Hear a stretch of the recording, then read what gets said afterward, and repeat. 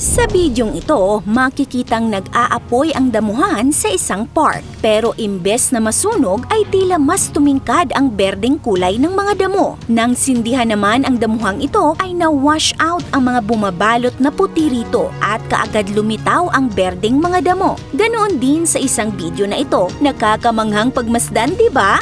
Ang makikitang puti sa video ay hindi abo o snow. Ito ay mga bulak o tinatawag na cottonwood fluff. Ang malalambot na mga fluff na ito ay galing sa cottonwood trees. Tinatangay ito ng hangin kaya't nalalaglag at naiipon sa lupa. Satisfying manggawin ang pagsusunog nito, ngunit nagbigay ng babala ang firefighters na ito'y delikado at hindi dapat ito gawin. Ngunit alam nyo bang malaking problema ito sa maraming lugar sa US? Bakit kaya?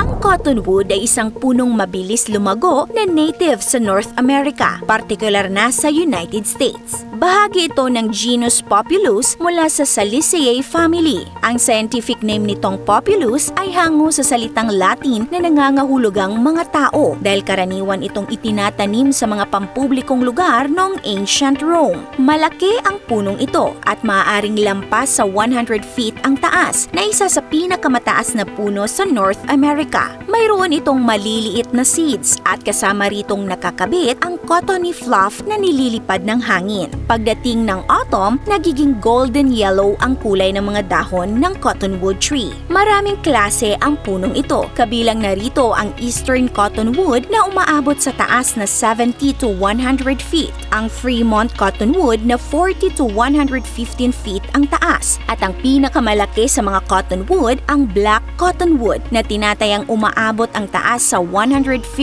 feet. Kadalasan itong matatagpuan sa mababang lugar, gaya ng tabing ilog, sapa at lawa. Sa residential area naman, kadalasan itong makikita sa mga park. Ngunit may mga lugar sa US na nagiging malaking problema ang cottonwood fluff. Nakakaabala sa mga residente ang sobrang dami ng fluff o buto na nadadala ng hangin, lalo na kapag dumidikit ang mga ito sa mga window screen, bumabara sa mga air conditioner filter at tumatakip sa swimming pool. Pinagmumulan din ito ng sunog dahil ang cottonwood fluff ay tuyo at may napakanipis na fiber, kaya sobrang dali lang nitong magliyab kapag na-expose sa apoy. Ang mga sunog dulot ng cottonwood fluff ay kadalasang dahil din sa itinatapong upos ng sigarilyo o posporo at babala ng firefighters na huwag subukang sindihan ang mga ito dahil delikado. Isa rin sa problema ng mga taong malapit sa mga cottonwood tree ay ang allergy na dulot ng pollen nito, dahilan kaya nakararanas ang iba ng pagbahing, pangangate at baradong ilong. Nagiging problema rin ito sa ilang lugar dahil habang lumalaki ang mga puno nito, madalas namang nababali ang malalaking sanga nito tuwing may malalakas na bagyo na maaaring makapinsala ng property. Dahil dyan, ipinagbabawal ang pagtatanim ng cottonwood sa lungsod ng Painesville, Ohio.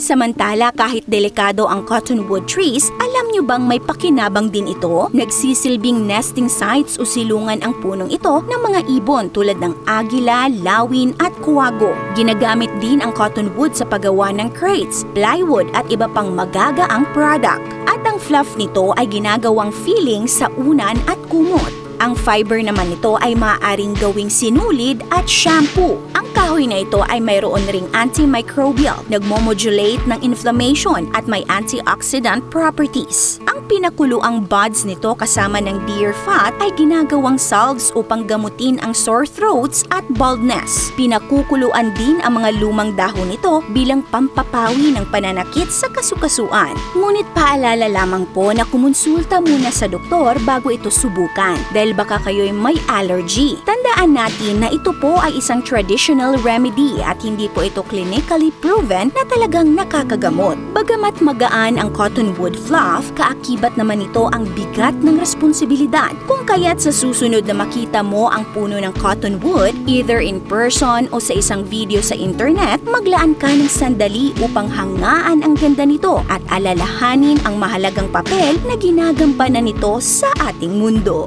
Kayo mga ka-awesome, nakakita na ba kayo ng cottonwood fluff sa personal? This is Ate O from our Republic. Hanggang sa muli and stay awesome!